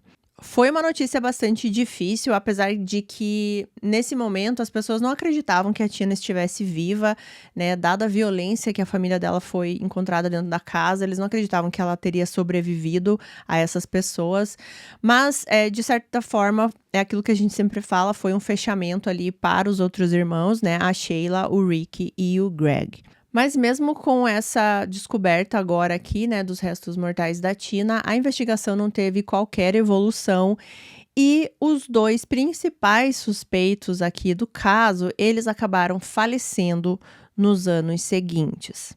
O Bo, ele morreu de causas naturais em Chicago em 1988 e o Martin, ele morreu de câncer em Portland nos anos 2000. E eu sei, gente, eu sei, é muito frustrante. Mas fica aqui comigo. Bom, ao longo dos anos aí, a cabana lá, 28, ela atraiu muitas pessoas depois do crime, é óbvio. Então, muitas pessoas iam visitar a cabana, muitas pessoas que são envolvidas com questões mais paranormais, que querem tentar conversar com as vítimas do caso. Muitas pessoas iam a esse lugar. Inclusive, você vai encontrar vídeos na internet de pessoas visitando essa região das cabanas, mas eu preciso dizer para vocês que a cabana 28 em si, ela foi demolida, né? E justamente por causa disso, porque ela atraía muitas pessoas, as pessoas entravam na casa, as pessoas vandalizavam a casa, começou a atrair esse tipo de atenção, né? Então a cabana 28 foi demolida, mas se eu não me engano, uma das poucas cabanas que existem lá ainda, não sei se todas existem, mas a cabana 26 existe ainda. Pelo que eu vi num vídeo de uma mulher que foi lá. A 27 eu acho que não existe mais também. E a 26 é justamente a cabana onde o Martin morava, né? Com a Marilyn e o Justin. Só para vocês saberem a data, a cabana ela foi demolida em 2004. Existem também alguns vídeos no YouTube da Sheila e do Rick, já adultos, visitando a cabana 28 um pouco antes dela ser demolida. A gravação tá bem ruim, né? Porque ela já é uma gravação antiga e... assim, você não consegue ter tanta noção de dentro da casa, mas dá pra ter uma noção sim. E eles ficam discutindo entre os dois, o Rick e a Sheila, não discutindo de verdade, mas eles ficam ali entrando em conflito de como eram os móveis na época, né? A Sheila lembra de uma forma, o Rick lembra de outra forma, então eles ficam ali meio que discutindo onde que ficava o sofá. Na época ali da filmagem, eu acho que eles não tinham nenhuma foto da casa pra olhar e ver quem tava falando a verdade, mas eu vi fotos da cena do crime, como eu falei pra vocês, e quem estava certo ali sobre o local do sofá era a Sheila, né? E aí o Rick, ele fala também que ele não se lembra de nada, ele não viu nada da cena do crime, porque realmente ele foi tirado pela janela, né? Ele foi poupado disso, mas a Sheila sim se lembra. E quando eles estão na casa, a casa já tá bem vazia, né? Não tem nenhum móvel dentro da casa. Eu vou tentar colocar no comentário fixado pra vocês. Eu sei que às vezes eu esqueço, gente, mas se eu esquecer, me cobrem nos comentários. Mas eu vou tentar colocar esses links, pelo menos, da Sheila e do Rick dentro da casa, pra vocês terem uma ideia de como é a casa. E vou colocar também links de um canal que eu achei que eles fizeram meio que uma animação de dentro da casa, pra vocês entenderem também como que era a casa. Aquilo que eu expliquei no começo pra vocês, tá? Vou colocar aqui no comentário fixado. E voltando aqui, gente, vocês acham que as revelações acabaram? Não. Tem mais coisas aqui para eu contar para vocês sobre esse caso. O próximo desdobramento desse caso aconteceu em 2010. O xerife ali do condado de Plumas mudou, né? E agora o novo xerife era Greg Hangwood. O Greg, Ele era bem novinho quando aconteceu o crime ali na Cabana 28. Ele conhecia o John e o Dana pessoalmente. A mãe do Greg, né, desse xerife, ela tinha dado aula pra Tina. Então, ele tinha essa conexão muito pessoal com esse crime, né? Ele sabia, não só por ele morar ali na região, mas ele conhecia as pessoas envolvidas. Então, quando ele se tornou xerife, ele tinha essa missão: eu vou voltar a investigar esse caso, eu quero ler todos os documentos, eu preciso encontrar quem fez isso. Então, como eu sempre falo para vocês, essa questão de você rever um caso, você ler de novo, ver as pistas, e isso tudo combinado com o seu trabalho ali de xerife, né, demora um tempo. Então, em 2013, foi quando eles descobriram ali uma evidência que estava dentro de um envelope selado. O que que era? Era uma fita que continha uma gravação. Essa gravação era de uma ligação anônima. O que que dizia nessa ligação? Bom, vocês se lembram que eu disse que quando os ossos da Tina foram encontrados, eles não ligaram imediatamente com o caso da Cabana 28, né? Demorou um tempo para isso acontecer. E isso só aconteceu quando uma ligação anônima foi feita. Um homem, ele ligou ali pro condado, né, de Butte, pro xerife, falando assim: olha, eu vi que vocês acharam aí uns ossos e eu acho que esses ossos podem ser da Tina, aquela garota que foi raptada ali no dia do crime na Cabana 28. Foi por causa dessa ligação desse homem anônimo que a polícia fez a conexão. E aí, qual é a questão aqui? A questão aqui é que essa gravação, na época, não foi investigada. Ninguém tentou descobrir quem era esse homem, porque ele ligou, ele conhecia alguém do caso. Era estranho, né? Alguém ligar e saber que especificamente aquela ossada encontrada a 100 quilômetros ali do local do crime era da Tina. Então, a polícia agora aqui de 2013, eles acreditavam que esse homem, ele sabia alguma coisa. Ou ele estava envolvido com o crime, ou ele estava envolvido com o descarte do corpo da Tina, ou alguém tinha contado para ele, alguém que realmente cometeu o crime contou para ele, porque era muito aleatório ele saber.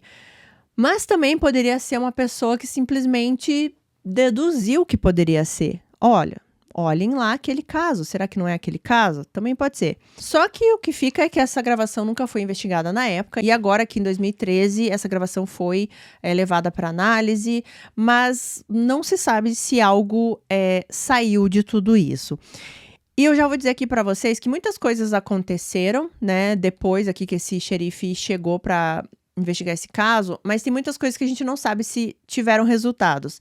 Seja porque ou não teve realmente resultado, ou a polícia ainda está investigando e não quer falar nada desses resultados, sabe?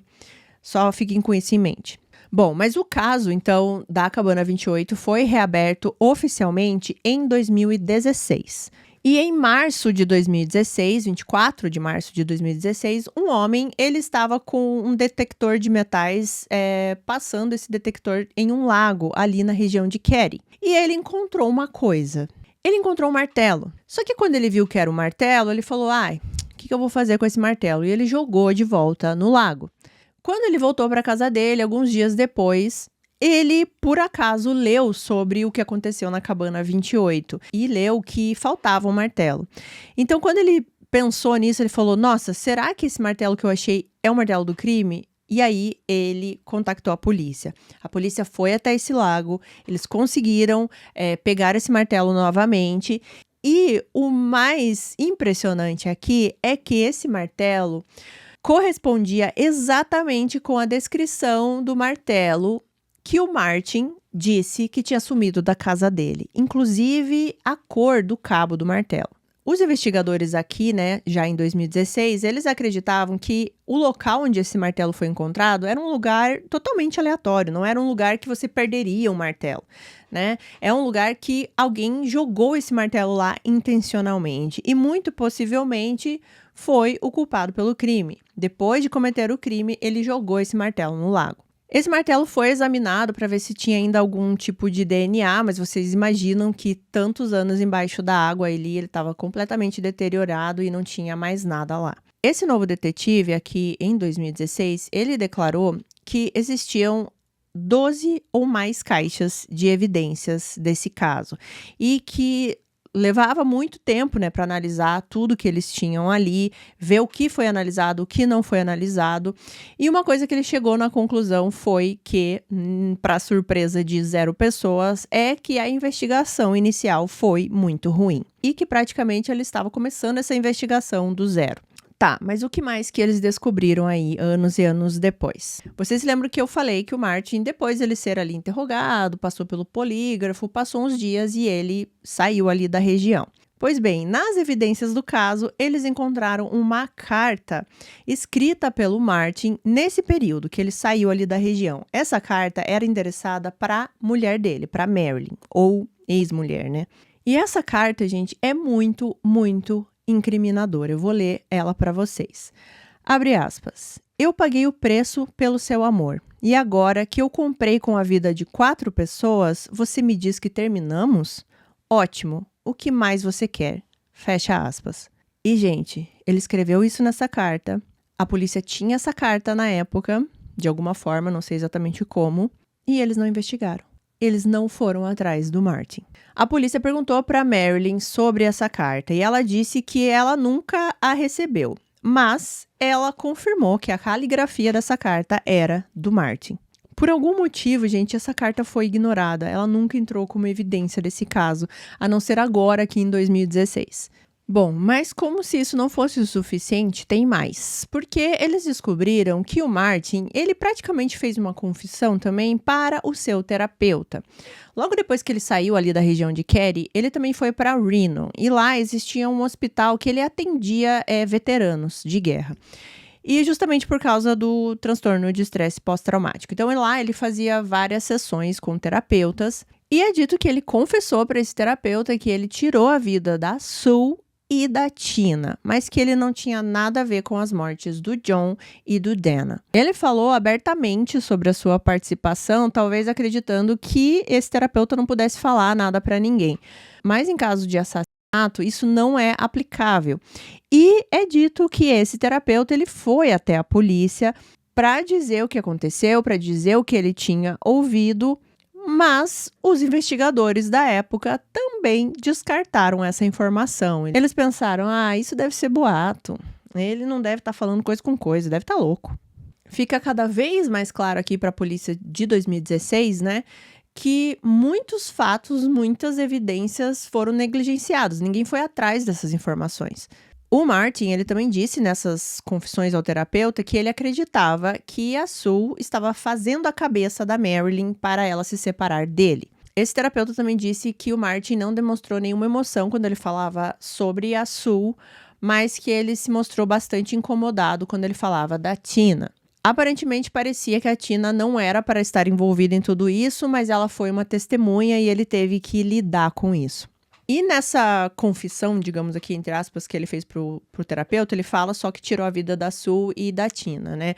E a polícia sempre acreditou que eram 2 pessoas. Então, quem seria o cúmplice do Martin? Bom, a polícia acreditava que não era muito difícil aqui, né, de adivinhar. E que seria, sim, o Bo Bobody. Ele já tinha um histórico de trabalhar para a máfia, ele também era envolvido em outros crimes, ele era considerado bastante violento e ainda ele disse para Marilyn naquele dia que ele tinha vontade de matar alguém. Então talvez ele possa ter topado entrar nessa aí com o amigo Martin apenas pela emoção. Bom, esse novo xerife, ele declarou que eles têm pelo menos 6 pessoas vivas suspeitas do caso.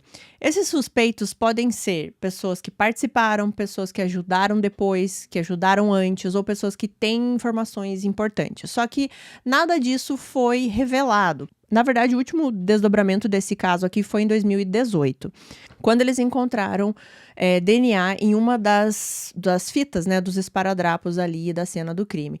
E era um DNA de uma terceira pessoa, de uma pessoa que não estava envolvida na cena. E que essa pessoa ainda estava viva.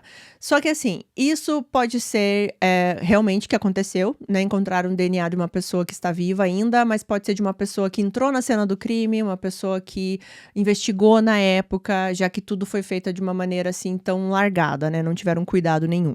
E Até os dias de hoje é basicamente o que a gente tem sobre esse caso, né? Aguardar testes de DNA serem feitos ou uma tecnologia mais avançada que ajude nas evidências que eles possuem no momento, né? Já que, de novo, a coleta deve ter sido assim de uma maneira precária, não satisfatória. Na época, as pessoas envolvidas no caso não tinham preparo para isso.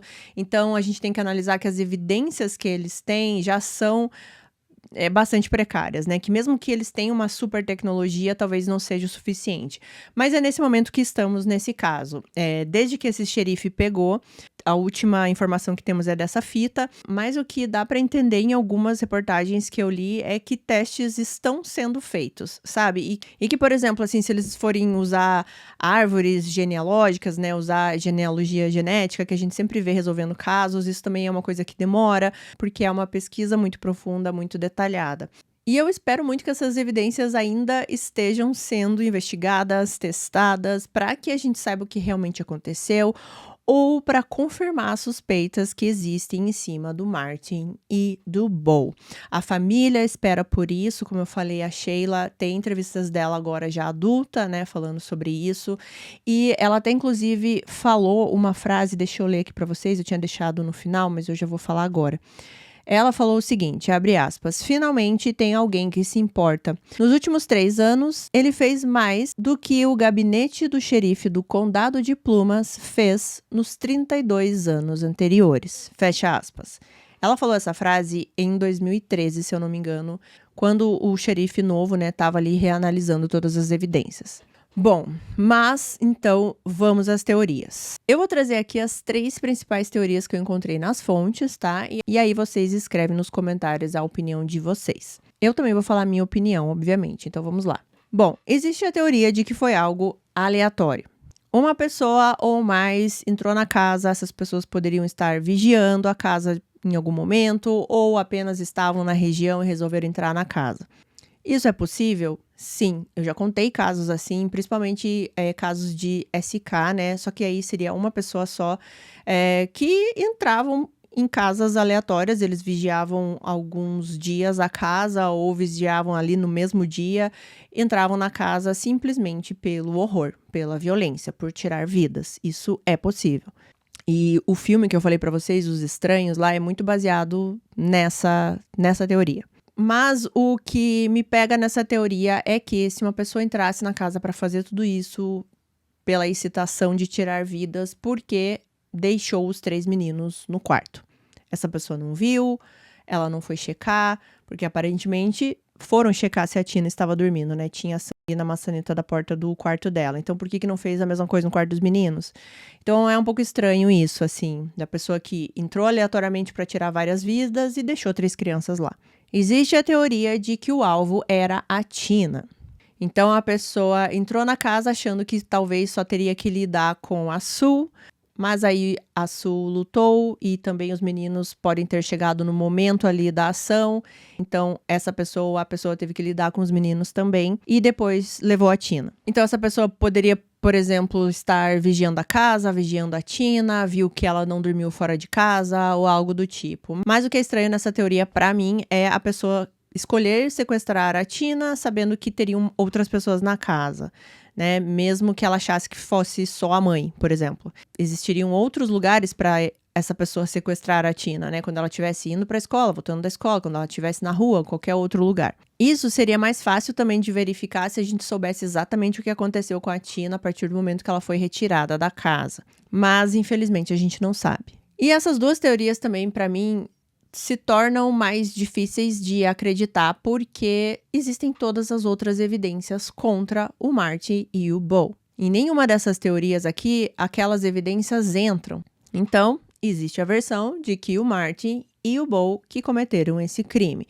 E aqui, para explicar essa teoria, eu já vou colocar a minha opinião aqui no meio. O que eu acho que aconteceu, o que eu acho, pesquisando sobre esse caso, que é a teoria mais plausível.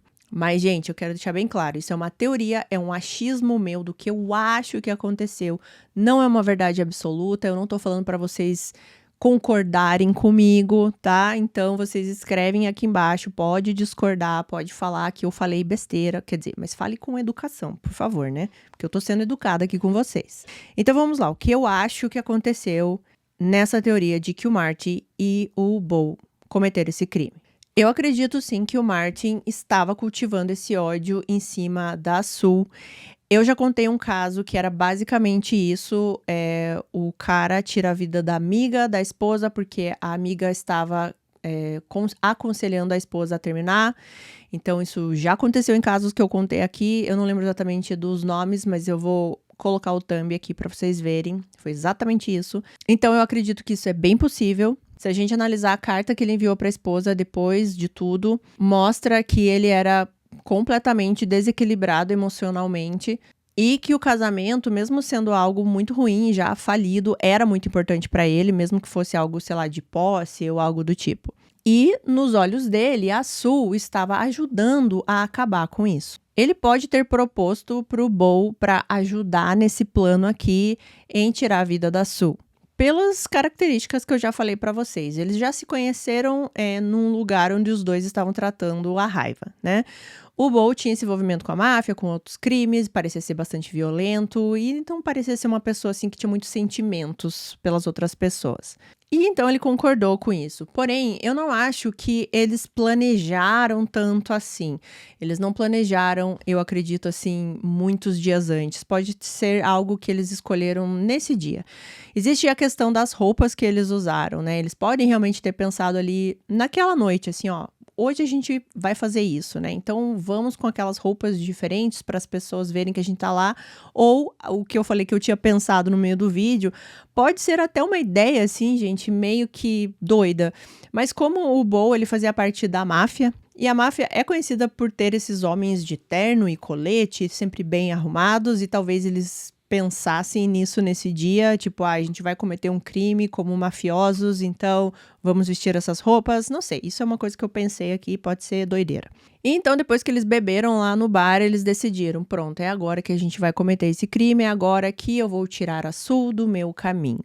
A dinâmica que eu acho que aconteceu na casa.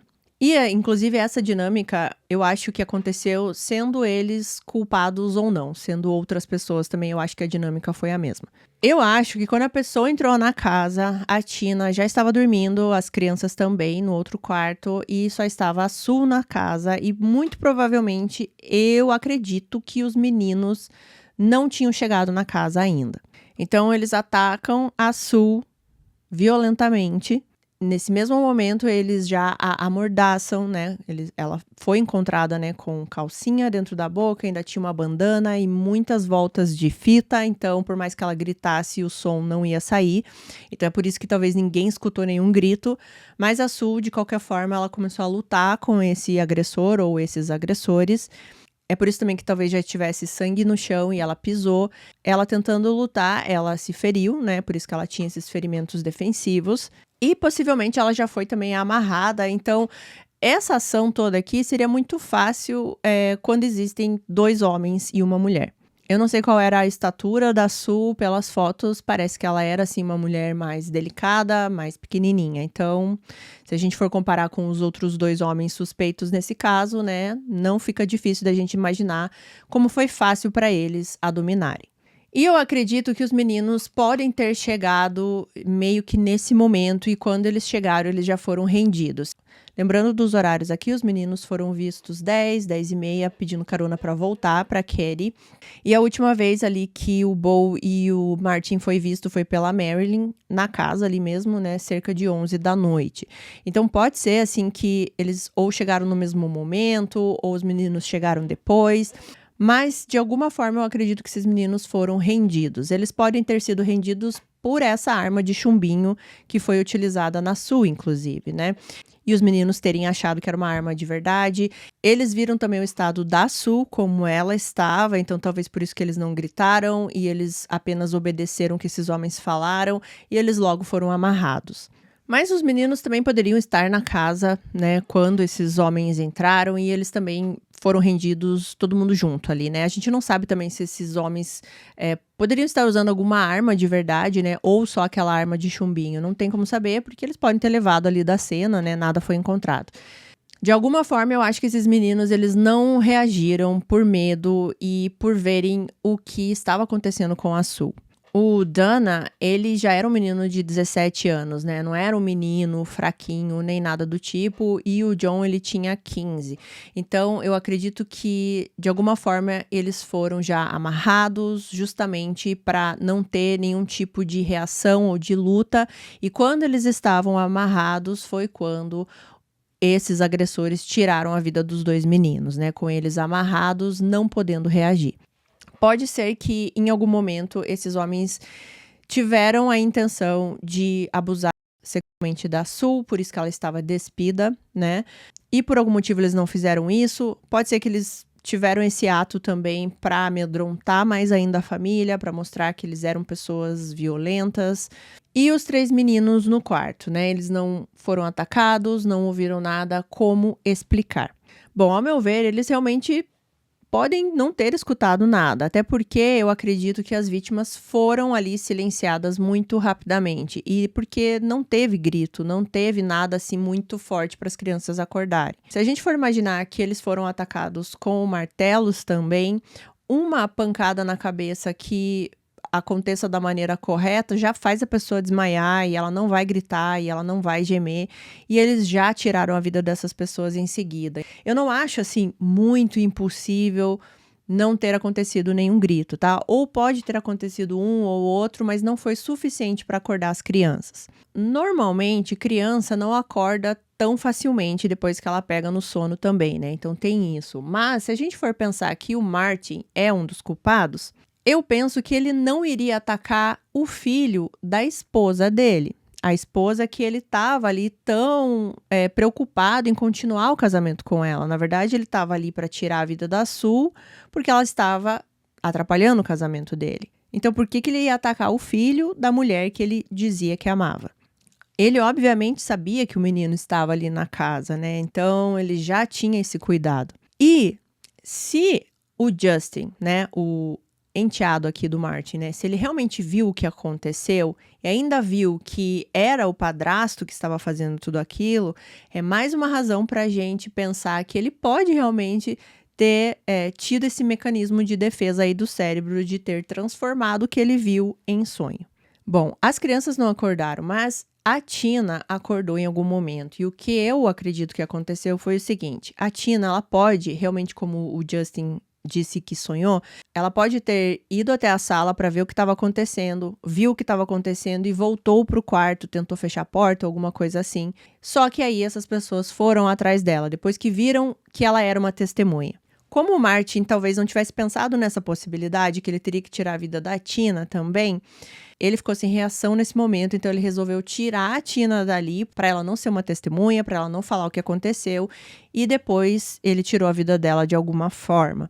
E uma coisa que eu pensei aqui agora, gente, editando o vídeo, por isso que tá entrando só um áudio aqui para vocês, é sobre aquele gemido ou grito abafado que um dos vizinhos da cabana 16 escutou cerca de 1h15, mais ou menos, da madrugada. Pode ser a própria Tina, né? Pode ser que o Martin, ao ver a Tina dentro de casa, ele não tirou a vida dela ali. De alguma forma, ele a silenciou. Ele pode ter segurado a mão na boca da Tina ou pode ter amordaçado a Tina de alguma maneira. E a hora que esses vizinhos escutaram esse gemido ou grito abafado, era o momento que a Tina estava sendo levada da casa. Aí, eles levam a Tina para outro local e tiram a vida dela logo em seguida.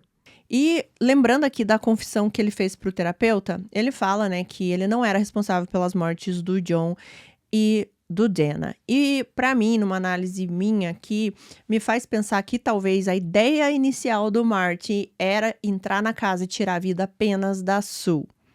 E aí quem fez o restante foi o Bo, e ele teve que tirar a vida da Tina porque ela testemunhou, assim como ele falou na confissão. Eu acho que ele estava sendo completamente sincero nessa confissão.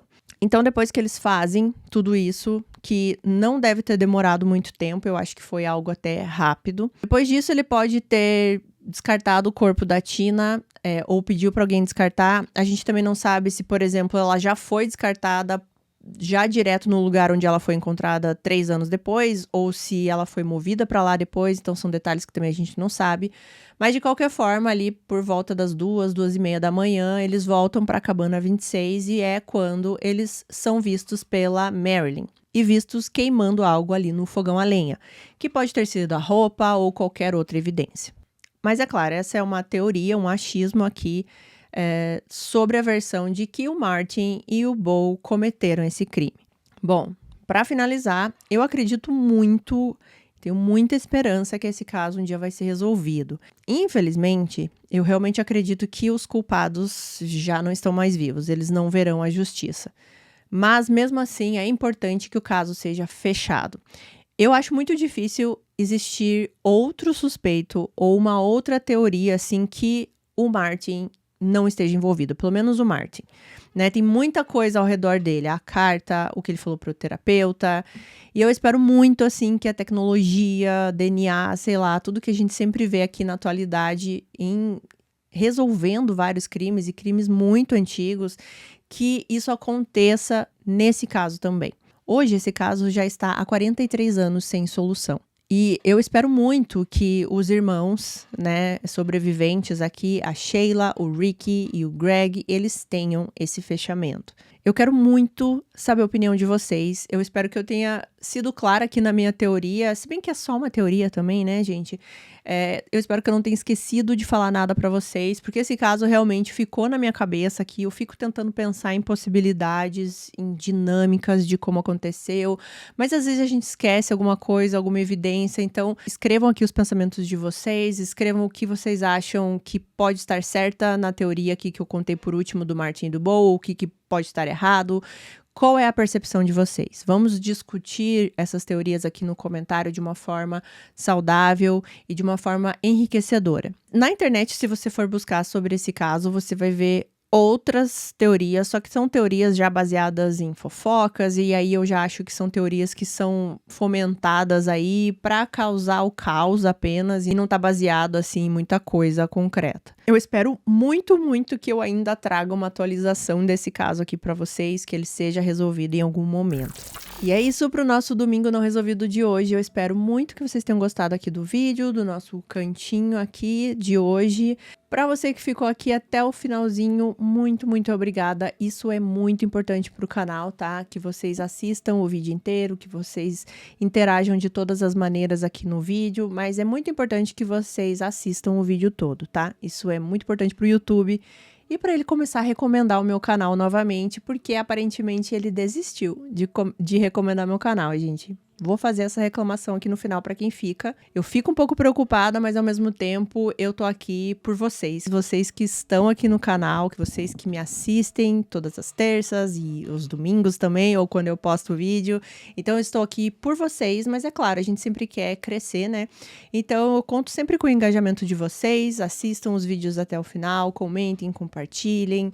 Eu sempre falo para vocês olharem na aba de vídeos, se tiver algum vídeo que vocês não assistiram.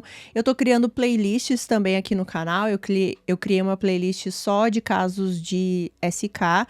Eu vou criar uma outra playlist assim de casos só de famílias e assim a gente vai fazendo aos pouquinhos para que vocês possam maratonar aí de uma forma diferente também o canal, tá bom? Vamos agradecer aos nossos membros, esses nomes maravilhosos que estão aqui na tela. Muito obrigada por esse apoio. Se você quiser fazer parte dos membros, tem um link na descrição. Na descrição também tem um link de sugestão de casos e também o link da playlist completa aqui de casos do canal. Quero agradecer a Aninha Ito, Beatriz Sader, Gabriela Rocha, Márcia Yates e a Patrícia Carvalho, membros patrocinadores aqui do canal. Muito obrigada por esse apoio, meninas. E é isso, a gente se vê em breve aí em mais um vídeo aqui do canal, na terça-feira. Eu espero vocês. Beijo, bom domingo e uma ótima semana amanhã.